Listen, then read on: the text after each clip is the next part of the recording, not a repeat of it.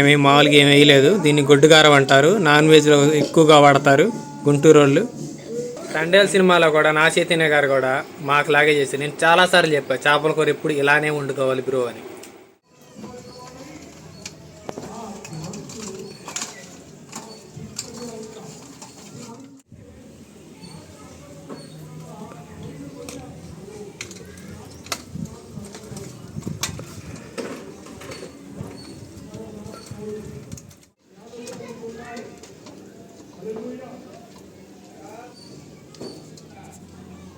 Save చేసి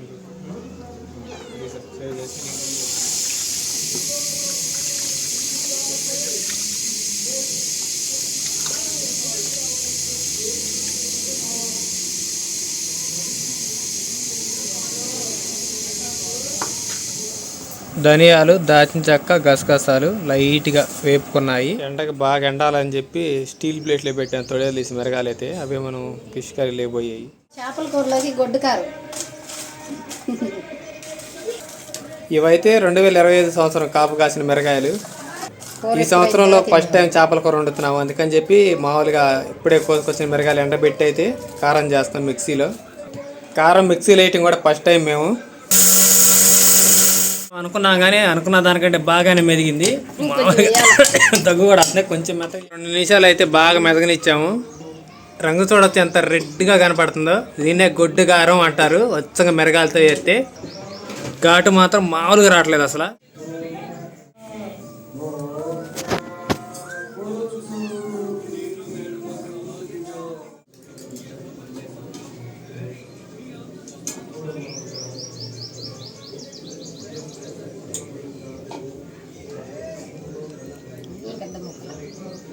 చేప అయితే బొచ్చి చేప తీసుకొచ్చాము ఈ 2025లో. కొన్ని ఫ్రై ముక్కలను కొట్టించా, కొన్ని రెసిపీకి అని కొట్టించాను. 11 గంటలకు వెళ్ళటం వల్ల ఏంటంటే మామూలుగా చెరువు చేపనే తీసుకురావాల్సి వచ్చింది. పొద్దున్న 6 గంటలకు కనుక వెళ్తే మాత్రం 8 చేపలు ఉంటాయి. అంటే కానీ బతికుండా వచ్చి చనిపోయి ఉంటాయి. 11 గంటల తర్వాత పాడైపోయి ఉంటాయి. అందుకే అప్పుడు తీసుకోకూడదు. దచ్చపాడి చేప తలకాయ 2 పక్కల జగ్గలు తీసేసి ఓన్లీ తలకాయ బయటికే ఉంచాను. ముందుగా కట్ చేసి పెట్టుకున్న మిరగాయలు, అలాగే పచ్చిమిరకాయలు, అలాగే మిక్సీలో కోసం వేసుకున్న ఎండు కొబ్బరి, అల్లం, వెల్లుల్లిపాయలు మిక్సీలో వేసుకుంటాం. చాలాసార్లు చెప్పాను, మళ్ళీ చెప్తున్నాను. చేపల కూర ఎప్పుడైనా సరే మాంసం కూరలో మాత్రం వండకూడదు. పొయ్యి మీదకి స్టార్టింగ్లో వెళ్ళాల్సింది చేప ముక్కలేను. అప్పుడే కూర చాలా అంటే చాలా టేస్టీగా ఉంటుంది. అలాగే మనం కడుక్కునేటప్పుడు మాత్రం పసుపు, మజ్జిగ, ఉప్పు వేసి మాత్రం ఖచ్చితంగా కడుక్కోవాలి. ఎంత వీలైతే అంతగా తొందరగా నీసుని అనేది తొలగించాలి మనం. కూర మాత్రం అసలు వేరే లెవెల్ ఉంటుంది. ఇప్పటివరకు మీరు ఎక్కడ తినుండ్రు.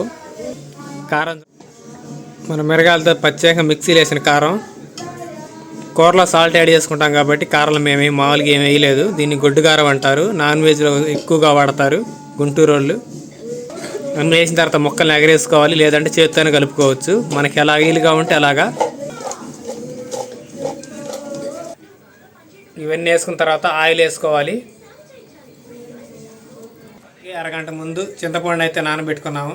పెట్టుకున్న ముక్కల్ని చింతపండు పులుసు వేసేసుకున్నాం.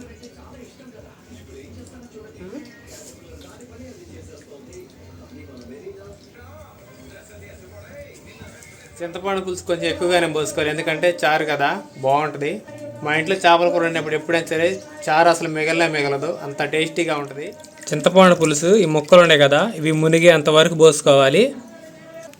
ఈరోజు సండే అవ్వటం వల్ల కొంచెం అంత బయట సైడ్ మైకిల్ నుంచి సౌండ్ అయితే వస్తుంది. చర్చిలో ప్రతి ఒక్క చర్చిలో ప్రేయర్ అయితే ఉంటుంది కాబట్టి ఇలా చింతపండు పులుసు పుట్టిన తర్వాత చక్కగా ముక్కలు అయితే చదురుకోండి. క్యాట్ అయితే చాలా బాధపడుతుంది పాపం, తొందరగా కావట్లేదని. లాస్ట్ మంచి స్మెల్ రావాలంటే కరివేపాకు వేయాల్సిందే. ఈ చేప మిక్సింగ్ చేసి ఒక్క 20 నిమిషాల పాటు అయితే ఒక పక్కన పెట్టుకున్నాము. బాగా మొత్తం పట్టేసి ఉంటుంది. ఇక పొయ్యి మీదకి అయితే స్టవ్ మీదకి అయితే ఎక్కిచ్చేసాము. అల్లం వెల్లుల్లి పేస్ట్. మనం చింతపండు పులుసు ఎలా పెట్టామో ఉడికినాక కూడా అలాగే ఉంది చూడండి. పైన అయితే అల్లం వెల్లుల్లి పేస్ట్ అయితే వేసేసాం.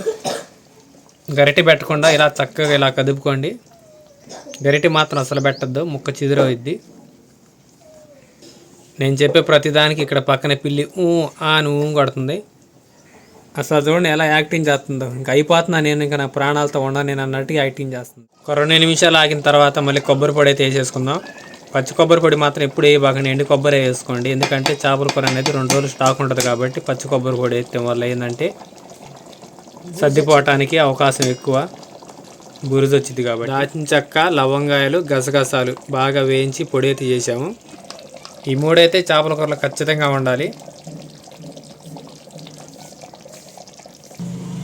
మనం ప్రతి ఒక్క ఐటెం వేసిన ప్రతిసారి ఇలాగైతే చక్కగా అయితే కదుపుకోవాలి, అంటే తిప్పటం.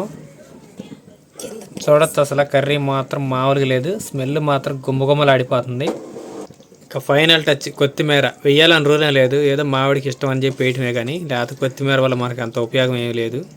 అంటే టేస్ట్ పూర్వకంగా, హెల్త్ పూర్వకంగా కాదు నేను చెప్పింది. ఇక మూత పెట్టేసి ఇక మొదలెడదాం.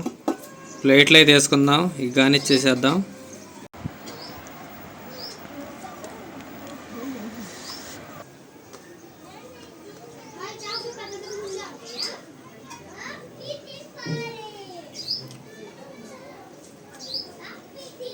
తీసుకురా